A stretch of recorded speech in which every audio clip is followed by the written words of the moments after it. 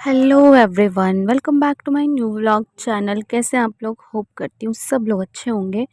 मैं भी बहुत अच्छी हूँ। आज की जो है व्लॉग की शुरुआत हो रही है सुबह सुबह से। यहाँ पे मैं नाश्ता बनाने की तैयारी कर रही थी और यहाँ पे मैंने कुछ हरी सब्ज़ी काटी थी जो मेरी मम्मी ने दिए थे। सारे मिक्स पत्ते थे, राई के, पालक के और क्या बोलते हैं उसको, पता नहीं यार क्या बोलते हैं। सारी चीज़ के मिक्स पालक थे, इसमें धनिया वगैरह सब मिक्स था। पत्ते थे सारे, तो मैंने इसको अच्छी तरीके से बारीक बारीक काट दिया था। ये गढ़वाल के पत्ते मेरी नानी के खेत में उगे थे, तो मम्मी ने वहाँ से काट के मेरे लिए भिजवाए थे। तो आज मैं इसी की सब्ज़ी बनाने वाली हूँ और इसके साथ मैं बनाने वाली हूँ मंडवे की रोटी। मंडवा भी मेरी मम्मी ने गांव से भेजा हुआ है। तो आज छुट्टी का दिन है, तो मैंने सोचा कि आज ऑर्गेनिक सा और हेल्दी सा कुछ खाया जाए जब है घर पे। तो मैंने इसमें सिंपल सा नमक, हल्दी और मिर्च डाला और पत्तों की बनाई सब्ज़ी और इसमें बनाया मंडवे की रोटी साथ में और चाय।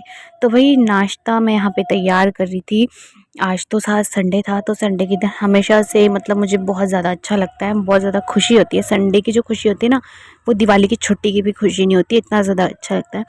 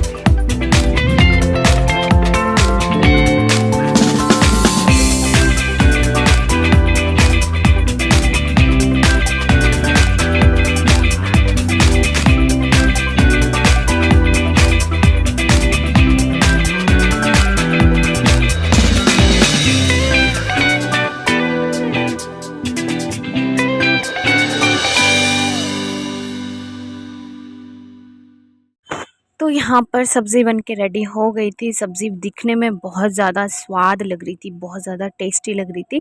तो भाई पता है घर पे क्या होता है, जब भी मैं मतलब मैं नहीं, मेरे पापा जब भी कभी भी अगर हरी सब्ज़ी टाइप कुछ बनाए तो पापा ना उसको कच्चा कच्चा सा रखते हैं। पता नहीं पापा को, चाहे भिंडी हो या गोभी वगैरह हो या हरी सब्ज़ी कोई भी हो, तो पापा ना उसको कच्चा कच्चा खाना पसंद करते हैं। लेकिन मुझे बिल्कुल पसंद नहीं है। मुझे जब तक सब्ज़ी प्रॉपर पकी हुई ना हो तो बिल्कुल भी अच्छी नहीं लगती है। तो दूसरी साइड में मैं यहाँ पे तैयारी कर रही थी आटा गूंदने का। तो ये मम्मी ने मंडवे का आटा दिया था, जिसमें मम्मी ने पहले ही मुझे फ़ोन करके बोला कि भाई पूरा का पूरा मंडवे का आटा मत गूंदियो, क्योंकि उससे अच्छे से रोटी नहीं बनती है, वो टूट जाती है, क्योंकि उसमें जो है वो ग्लूटेन बहुत ज़्यादा कम होता है। तो यहाँ पे मैंने एक अंडा उबाला हुआ था डॉलर के लिए, सिर्फ डॉलर के लिए हम लोगों ने खा लिया था। तो आटा गूंदा मैंने, इसमें हल्का सा गेहूं का आटा मिक्स करके, तो थोड़ा सा ना उसमें वो हो जाता है, बाइंडिंग हो जाती है। तो इस वजह से गेहूं का आटा मिलाना पड़ता है, वरना आप मंडवे की रोटी इजीली नहीं बना सकते हो, जिनको एक्सपीरियंस नहीं है। तो फाइनली यहाँ पे मेरी जो है हरी सब्जी बन के रेडी हो जाती है और इसकी खुशबू इतनी इतनी इतनी मस्त खुशबू आ रही थी ना, टेस्टी, इतनी सुंदर खुशबू आ रही थी कि जिसका जवाब नहीं।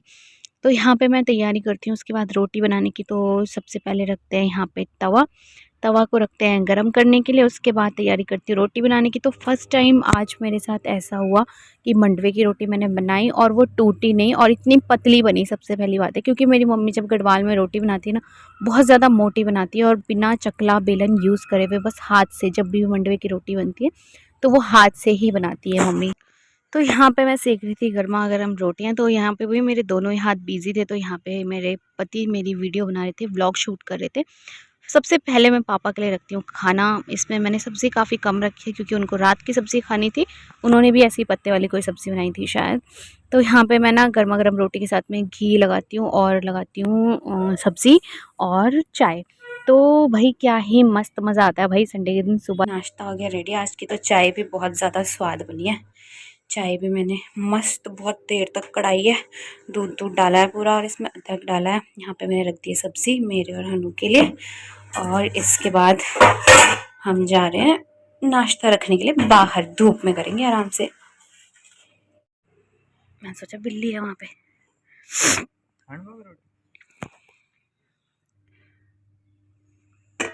ऊपर ऊपर वाली रोटी मैंने घी लगाया तुम्हारे लिए। ये वाली रोटी मैं नहीं खाती ना। ये सबसे मोटी थी ऊपर वाली। तेरी चाल सब समझता हूँ। जल्दी पहले सब्जी खा के बताओ नमक ठीक है या नहीं। घी खाओगे तभी तो सेहत बनेगी तुम्हारी। मेरी मम्मी कह रही थी मक्खन भिजवाऊंगी जवाई के लिए। नमक ठीक है, मस्त हो रही है। सी गाइज, उसके बाद जो है काफ़ी दिन से मेरे आँखों में प्रॉब्लम हो रही थी, इचिंग, और राइट वाली साइट मुझे देखने के लिए थोड़ा बहुत प्रॉब्लम आ रही थी। सिस्टम की वजह से पूरे 6-7 घंटे मतलब ऑफिस में कंप्यूटर के आगे बैठे रहने की वजह से भी हो सकता है, क्योंकि मैं अराउंड 3-3.5 साल से कंटिन्यू मतलब काम कर रही हूँ कंप्यूटर के आगे, जिसकी वजह से मुझे लगता है कि शायद मेरी आँखों का नंबर बढ़ चुका है। तो राइट वाली आइज़ पे कुछ ज़्यादा प्रॉब्लम हो रही थी, एकदम से कभी ब्लर दिखना या पानी आना या इचिंग, तो मेरी दोनों ही आइज़ में हो रही थी बहुत ज़्यादा। तो मैंने सोचा चलो आज ऐसे करते हैं, टाइम भी है हम पे और संडे का दिन भी है, तो आराम से हम आई टेस्ट करवाने चलते हैं। सबसे पहले जो सबसे ज़्यादा इम्पॉर्टेंट है भाई, हेल्थ से बढ़ के कुछ भी नहीं है। तो मैं काफ़ी पहले से सोच रही थी, लेकिन मुझे टाइम नहीं मिल पा रहा था जाने का। फाइनली आज मतलब हम लोग गए टाइम निकाल के, तो यहाँ पे भैया कर रहे थे मेरी आइज़ का चेकअप कि आपको ये वाले लेंस से ज़्यादा बेटर दिख रहा है या इससे ऐसे ऐसे करके। तो पहले तो उन्होंने वो दूसरी वाली मशीन से मेरा चेक किया था आइज़ को, जो सामने रखी हुई है वाइट कलर की, जिसमें एक इमेज शो करती है। उसके बाद पहले वाली ये वाली मशीन थी, तो इसमें ना एक इमेज सी दिखती है जो जस्ट फ्यू सेकंड्स के लिए कुछ क्लियर होती है और पूरे उसमें वो ब्लर दिखाई देती है। तो अब वो उनका तरीका है, वो कैसे चेक करते हैं मुझे कुछ समझ नहीं आ रहा था।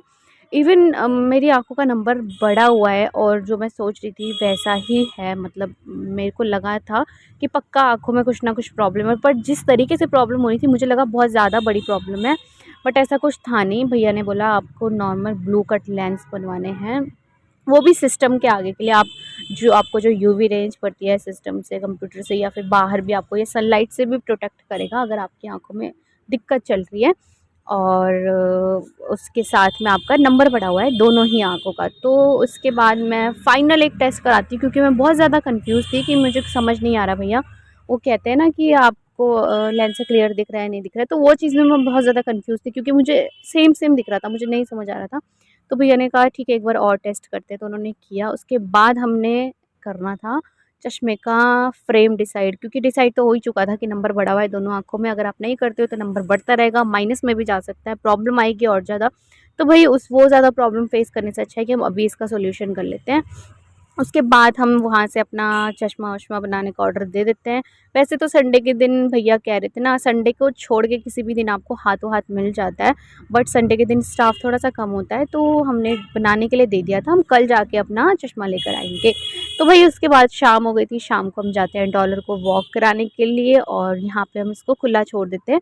हम यहाँ पे इसको यहाँ ऐसी जगह पे खुला छोड़ते हैं ना जहाँ पे कोई ना कुत्ता हो ना फिर कोई इंसान हो, क्योंकि ना हमें डर ये नहीं लगता है कि कुत्ते इसको काट लेंगे या इंसान इसको मारेंगे या कुछ। हमें डर ये लगता है कि ये किसी को ना काट ले, तो मतलब हमें आंसर करना थोड़ा सा मुश्किल हो जाएगा। तो इस वजह से तो यहाँ पे बिल्कुल अच्छी जगह थी, मतलब कोई था भी नहीं आसपास, तो हमने इसको यहाँ पर ही खोल दिया। यहाँ पे डॉलर आराम से वॉक करता है। और ये है छोटू, अगर ये जो वही छोटू है जो सबसे पहले दिन मुझे मिला था ना, तो इसकी हड्डियाँ निकली हुई थी और इतने ज़्यादा इसको टिक्स हुए हुए थे, तो मैंने इसको टिक्स स्प्रे किया था और उसके बाद से इसे प्रॉपर खाना देना चालू किया। फ़िलहाल तो अभी ये फैक्ट्री के पास ही रहता है, लेकिन काफ़ी बड़ा हो गया और हेल्दी भी हो गया और बहुत प्यारा भी लगता है।